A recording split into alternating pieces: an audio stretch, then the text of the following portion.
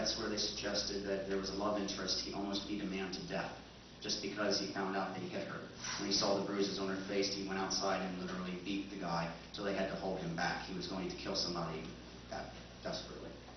One of the best episodes of the series was done during the first season. It's called Hey Boys Revenge. And what you see up above, Pernell Roberts guest starred. As a very prejudiced man, Paladin learns that Hey Boy's brother was sold into slavery, and going over to save him and help him out, Hey Boy fell victim to the same problem. Paladin went to go bail him out, and when discovering exactly how crooked the schemes were going on, he decided, bigotry, prejudice, who cares, this is not right. And he actually convinces the men, all the Chinese men, to stand up for themselves. TV Guide about 7 or 8 years ago used to watch every TV show ever done, MASH, I Love Lucy, decided to do a poll and asked both viewers and critics, what do you think was one of the best TV shows you ever saw in your life? Of the 100 greatest TV shows ever done, the episode Hey Boys Revenge was actually one of the 100. It was the only Have Gun Will Travel episode marked on there. 3 episodes of I Love Lucy was put on there, but this episode in particular is considered one of the 100 greatest shows ever done on television. And there you see Hey Boy on the same getup. With this gun, I could have stopped murder tonight. But I've taken it off. That's my present to you. In all my life, I've only seen a dozen real killers. But I've seen 10,000 people that would stand by and let it happen. Which is the greater evil? What you're looking at is the only episode of the series that broke the opening credits rule. As you saw earlier, the standard procedure was he'd pull his gun out and make a statement, and that was the teaser for what you were about to see. A nice, clever statement. For the Christmas broadcast called The Hanging Cross of the first season, they decided to go a little different direction. And while they were filming it, in this particular one scene, when he hangs it, they actually told him, we're going to do something different. Stay right there. And then they decided to ask him to do this little monologue for the very beginning. So there's a scene where he's right there by the pegboard, but they filmed it the same day. And it was a sporadic decision they decided to do right on the set, and they kept to it. It's the only episode in which Paladin decides, I'm hanging up the guns, even when I have to face against a bunch of people with loaded guns and bullets. It's also a great episode and one of the many examples of why the TV series, is a little bit more superior to the radio series. A lot of people say, well, the radio series is great, and it is. But I grew up with the radio program, loved the show, and as soon as I started watching the TV series, I realized this is a little bit better. Usually the first thing you watch, the first medium, or the first you listen to, you get hooked onto. Gunsmoke, I watched the TV series, but when I heard the radio show, I realized, oh, there's no comparison. The radio show is better. What you're going to see is a couple scenes from The Hanging Cross, and I'll explain to you why I say this is much better than the radio production. Paladin prevents a lynching at the very end and creates peace between the Indians and the white people.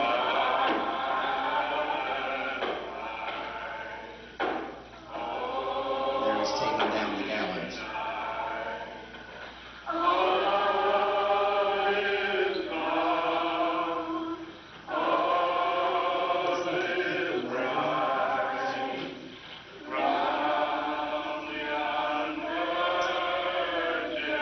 There's a cross. And the very gallows that caused all the problem. On the radio series, they couldn't do this, and they did take this script and adapt it to the radio program.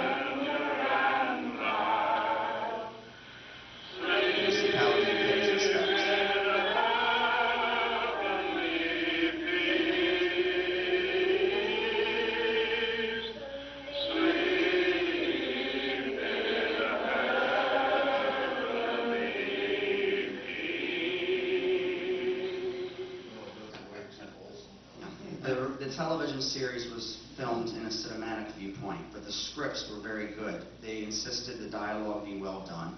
And even though in the credits 1 or 2 people were credited for the teleplay, many of the times the same staff would pass the scripts among each other, and they kept doing rewrites, mainly for dialogue. They wanted sharp dialogue, something to leave the viewers a good reason why they should come back and watch it again.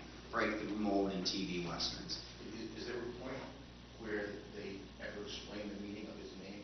Do they consider it obvious? No, actually, I'm going to actually show you the origin and how the name does come out to that.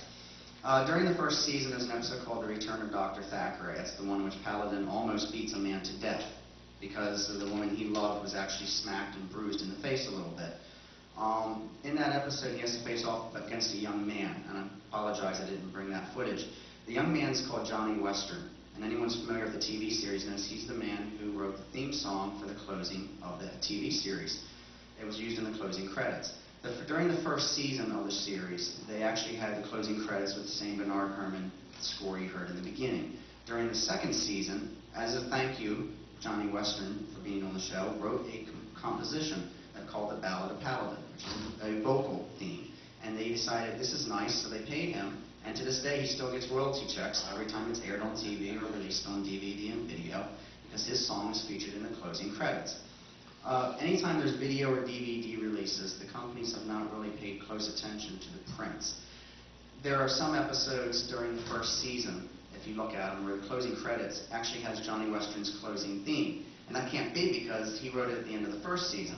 What it was the summer reruns from between season 2 and 3 and so on. So they're actually using the reruns. The story's intact, but when you watch that, you realize it's not the initial airing for one who want to be really picky on getting those exact episodes.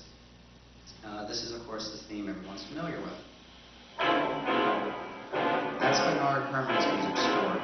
In the movie Stand By Me, there's actually a scene in which the song The Ballad of Paladin is sung to a young kid. Turns out they were doing Johnny Western's theme song, which is the closing credits, and his executives, Rob Reiner and such, did not know the difference. What he ended up doing was paying for Bernard Herrmann's music score. They just didn't know there was two different themes. And after the movie came out, Johnny Western said, oh, no, I own the rights to that. And they had a whole lawsuit. And at that point, it became very public. There's two theme songs. His fast gun for hire, he's the calling wind.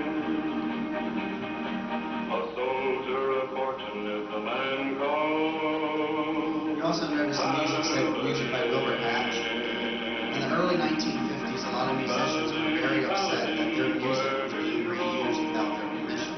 If you wrote a composition for an episode for CBS, say Alfred Hitchcock Presents, CBS put it in their film library, and they were reusing the same music. Musicians didn't like this. They almost went on a strike, and the Musicians Guild decided to come up with a rule, and all the networks abided by the policy. It has been in effect throughout the 50s, 60s, and 70s, and I don't know if that was revised later.